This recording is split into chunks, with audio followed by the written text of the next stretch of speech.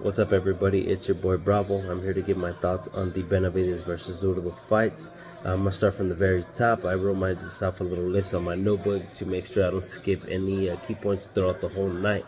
We'll start off from the top with Lucero versus Flores. Let me tell you one thing.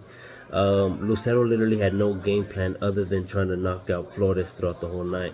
Flores literally took his best shots from Lucero and couldn't do anything with him. I did see him hurt a couple times, but other than that, he literally dog walked Lucero.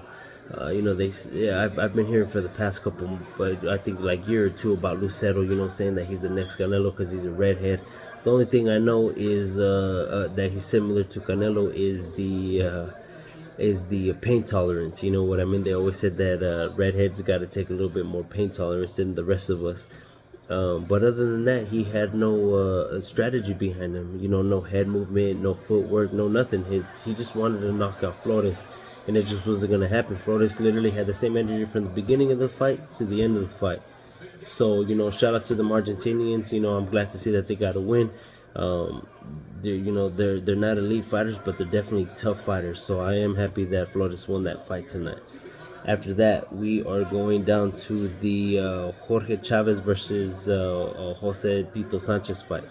What an amazing fight for the lower weight class. Definitely showed out compared to the Nayona Inoue versus Junto Nakatani fight. All I can say is that fight went exactly how I thought it was. You know what I mean? The lower weight classes, retire early, but they punched like non-stop. You know what I mean? They literally went at it all night long. They said that I guess they combined for the most punches throughout any Cinco de Mayo weekend fights. So shout out to Tito for winning tonight. He did his thing, knocking him out at the very end. And Jorge Chavez still also did his thing as well. You know what I mean? It was back and forth throughout the whole night, and that's the type of fights that you would always want to see. After that, we have Duarte versus Fierros. A lot of people were, a bit mad, booing Oscar Duarte for it. Shout out to Oscar Fierros for always showing up to any fight that he's ever been. Like I said, the only time I've ever seen that man Flores versus Albert Machado in a short notice fight was knocked down 3 times. He came back and knocked out Machado. But Oscar Duarte did make a good point, and that was making weight. And pretty much winning Oscar Duarte beating Angel Fierros the day of the weight. We can all say, with Ryan Garcia, Devin Haney, when Ryan Garcia was up 3 pounds, just like Angel Fierros. What can you say? You know what I mean? You're not as hydrated as the next person.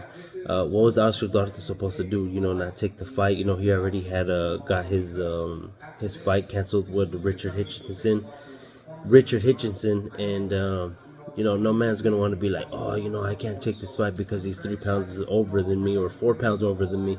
So what do? You fight. Oscar Duarte did what he had to. Rocked Angel Fierros. I am a big Fierros fan because I have been watching him since the Machado fight. But again, shout out to Oscar Duarte. He stood there with somebody that's heavier than him, that wasn't as dehydrated as him, and wasn't so drained.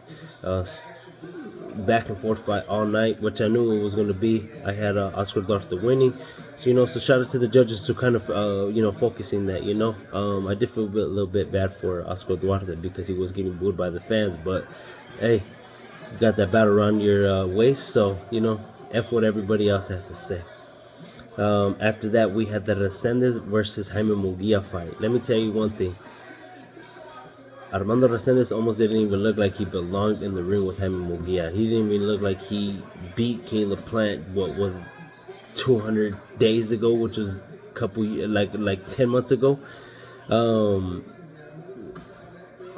Munguia literally dog walked Armando Resendez throughout the whole fight. I probably had Armando winning by by one round, and that was about it. There was nothing more, nothing less on that fight. Jaime Munguia's speed was just too much for Armando. He was trying to, give him his body punches, but Jaime Munguia, he's trained with the Eri Reynoso camp, so it's definitely helped him out a lot.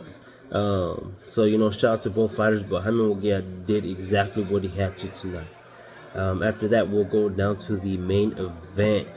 David Benavidez versus Zurdo Ramirez. I'm gonna tell you the dead honest truth. I'm not no casual. We know me and my wife own a business. All I do is in the back of my business is just sit there and watch boxing matches every single day. There's not one day that doesn't go by that I don't watch boxing matches. I would have never thought that David Benavidez would have knocked out Zurdo Ramirez. Yeah, whatever, you can say whatever you want, but I truly would have never thought that David would have beat Zurdo by the 6th round. Maybe late round stoppage, not mid round. I mean mid fight stoppage. He literally gave it to Zurdo. Zurdo had no answers towards his thing. You know what I mean? He did the best he could, but his best wasn't enough for David's speed, David's power. David's growing into this, this face of boxing. He dedicated, you know what I mean? He really wants to be with who he wants to be. So, shout out to Zurdo for, taking the fight for David. I hope to see him back in the ring. But David Benavidez is what we all want to see in boxing. Somebody that doesn't care, somebody that is willing to fight whoever they're willing to put in front of him. I think he beats Bivol. I think he beats Opataya. I think he beats Benavidez in any of those weight classes. But again, two people that are very dangerous for him that I believe are more dangerous is Bivol and Benavidez. Opataya, you know what I mean? He's a hard puncher, but I've seen him rocked by punchers that haven't really been too dangerous in the sport of boxing. But everybody's dangerous. But other than that, thank you for watching this video. Make sure you like and subscribe.